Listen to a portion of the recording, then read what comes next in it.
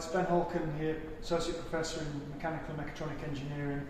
I'm in the Vibration Lab at Tech Lab at Botany, our campus, our experimental research campus. And this video is to talk about the really new and exciting capability that we've recently acquired as of the first half of 2023, which is the Qsources mini inertial shaker.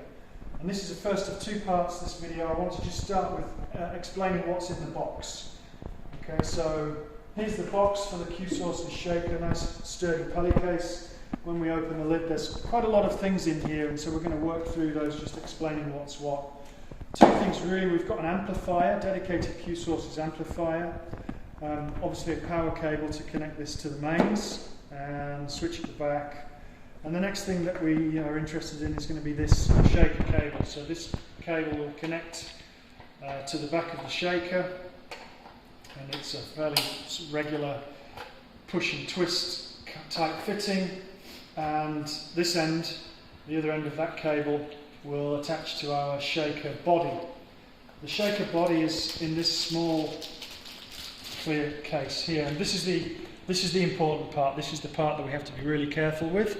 This is the expensive part. This is sort of where the magic happens, if you like. And so this essentially is a series of coils. It's a moving mass shaker body, and on the end of that cable is a 1032 connector, microdot connector, which is our force transducer output. Our force measurement, our integrated force transducer is within this shaker body, and that force transducer measurement is required for modal analysis, and this is the breakout cable that's going to connect it via a BNC into our data acquisition system. So this shaker is used in the same way that an impact hammer might be used, or any other type of electrodynamic shaker, in terms of this is measuring the force that is put into the structure, and we use that to excite the structure. We measure the response with a number of response transducers. Could be accelerometers, could be laser vibrometers. There are some other things in here. The next important part are these 6 clear bags here, and in each of these we've got 6 force bodies, they call them, and these are the things that are attached to the structure.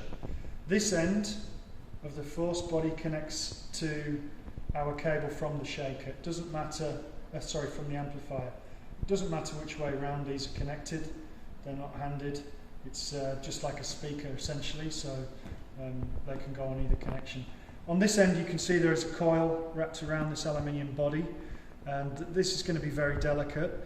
There are 6 of these. There are 6 because we can do a modal analysis campaign where we mount our inertial shaker in different locations on the structure, and because these are so lightweight, the mass modification that's applied to the structure by these force cups is really small.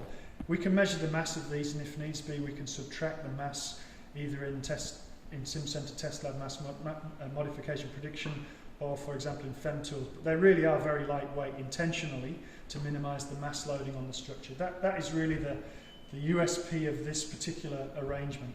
Once these are mounted onto our structure, then we can attach, or we can introduce, our shaker body, and together, when powered and provided with an input signal from our source control on our data acquisition system through this BNC connection, we'll be able to excite a structure, maybe a random excitation or a burst random excitation into our structure in the same way that we would use a normal electrodynamic shaker. Importantly, the frequency range of excitation for this device is from 150 Hertz up to on the order of 10 kilohertz. That varies as a function of the nature of the target's surface material itself, but the lowest frequency range, or the lower frequency of excitation is 150 Hertz. If you need to excite the structure below 150 Hertz, this isn't going to be the way to do that. We need to go back to potentially the automatic impact hammer. There are some other things in here that are included, accessories, that I just will spend some time on. So we have cyanoacrylate or super glue, which is used to connect the force cups to the structure. The idea is that we take a very small amount of super glue, we apply it around the circumference of this small ring, if you like, here, this cylindrical ring, and we attach it to our structure. If we use a small amount of super glue, that when we come into contact with the structure, that will go hard very quickly. The idea is we have just one molecule thick of super glue, and therefore we have no spring really between the shaker and the structure. What force we measure here with our force transducer is actually what gets applied to the structure. Super glue is great in tension and compression. To remove these force cups, we can either just get hold of them and twist them, because super glue is really poor in shear. If we can't do that, then they provide also this tool which can be inserted into the force cup, and then we can twist or rotate this one as well to get it to come off the structure. It'll leave a little bit of super glue on the structure. We have some acetone in the lab to remove that if necessary. There's also a tool here which we can use to clean up the end of this force cup, these force cups, before they are reused. And in the event that these become damaged, as I say, they are replaceable.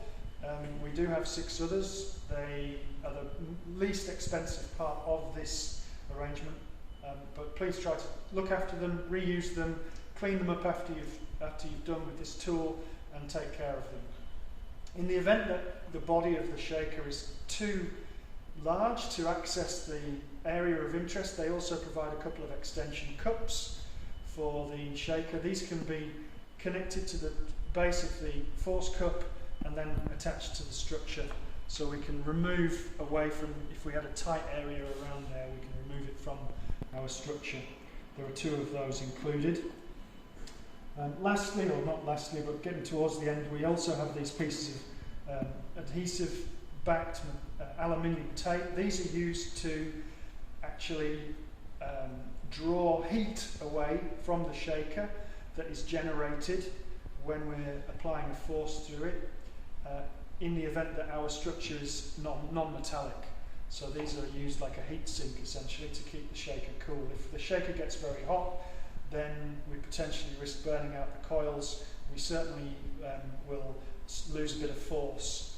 So please use those if we're testing on timber structures or other non-metallic structures to draw some heat away from the coils, if we're really using the shaker very aggressively. If we're just doing very lightweight excitation, I hope that we'll be able to not necessarily need to introduce this metallic tape, but we don't yet know what the situation is with respect to how much heat's generated. Please keep an eye on that.